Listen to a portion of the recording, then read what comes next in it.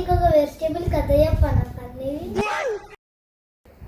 అనగనగా ఒక ఉసిరికాయంత ఊరిలో ఒక మునక్కాయంత ముసలామ ఉండేది.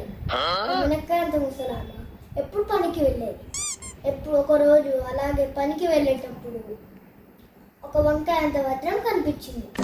వంకాయంత వజ్రాన్ని తీసుకొని బీరకాయంత బీరువాలో పెట్టి తాటికాయంత తాళం వేసేటప్పుడు ఒక దొండకాయంత దొంగ చూస్తుండు. ఆ దొండకాయంత దొంగ చూసి మునక్కాయంత ముసలామ పనికి వెళ్ళాక బీరకాయంత బీరువాని పలగొట్టి తాటికాయంత తాళాన్ని విరగొట్టేసి ఆ బీరకాయంత బీరువాల నుంచి వంకాయంత వజ్రాన్ని తీసుకొని వెళ్తుంది. అప్పుడు ఆ మునక్కాయంత ముసలామ చూసింది. ఆ మునక్కాయంత ముసలామ అయ్యో ఇప్పుడు ఏం చేయాలి అని పొట్లకాయంత పోలీసునికి కరివేపాకంత కంప్లైంట్ ఇస్తుంది.